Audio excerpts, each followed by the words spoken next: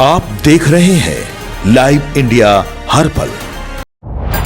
नमस्कार, आप देख रहे हैं लाइव इंडिया हर पल। मैं हूं आपके साथ रेखा मिश्रा। चंपई सोरेन को हाउस अरेस्ट किए जाने का जयराम महतो ने जो है उन्होंने भी विरोध किया और इसे निंदनीय बताया। उन्होंने कहा कि ये जो आंदोलन था हल जोतो रोपा रोपो नगरी में रिम्स 2 के विवादित स्थल को लेकर के और वहां पे आदिवासियों की ओर से हो रहे विरोध प्रदर्शन को लेकर के, तो ये काफ़ी शांतिपूर्ण प्रदर्शन था और इस पर आंसू गैस के गोले छोड़ना, उन पर इस तरीके से उन्हें प्रताड़ित करना, नेताओं को हाउस अरेस्ट करना, यह कहीं से भी सही नहीं है। एक आंदोलन है जिसे अगर आदिवासी कर रहे हैं और अगर यह सरकारी ज़मीन है तो फिर उसे सरकार अपने स्तर से चीज़ों को कर सकती है। जयराम महतो ने स्पष्ट शब्दों में कुछ बातों का जिक्र किया है और कहा है कि एक शांतिपूर्ण आंदोलन को इस तरीके से पानी की बौछार करके, लाठी डंडों से वार करके आदिवासियों को खदेड़ना कहीं से भी सही नहीं था। और साथ ही चंपई सोरेन को हाउस अरेस्ट करना भी बिल्कुल गलत है, चूँकि यह एक शांतिपूर्ण प्रदर्शन था हल जोतो रोपा रोपो के तहत।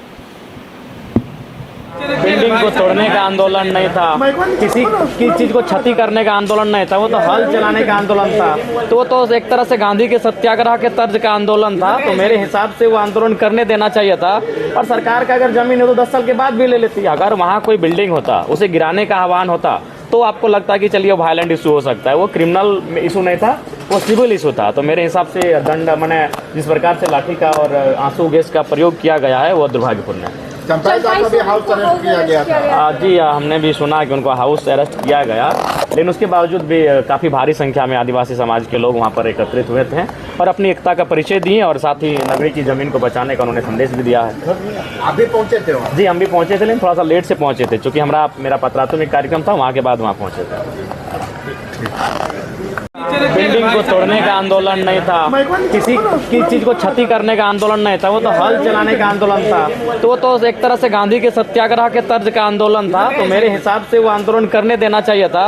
और सरकार का अगर जमीन है तो 10 साल के बाद भी ले लेती। अगर वहाँ कोई बिल्डिंग होता, उसे गिराने का आह्वान होता, तो आपको लगता कि चलिए वायलेंट इशू हो सकता है। वो क्रिमिनल इशू नहीं था, वो सिविल इशू था। तो मेरे हिसाब से दंड मैंने जिस प्रकार से लाठी का और आंसू गैस का प्रयोग किया गया है वो दुर्भाग्यपूर्ण है। चंपई साहब को भी हाउस अरेस्ट किया गया था। जी, हमने भी सुना कि उनको हाउस अरेस्ट किया गया, लेकिन उसके बावजूद भी काफ़ी भारी संख्या में आदिवासी समाज के लोग वहाँ पर एकत्रित हुए थे और अपनी एकता का परिचय दिए और साथ ही नगरी की ज़मीन को बचाने का उन्होंने संदेश भी दिया है।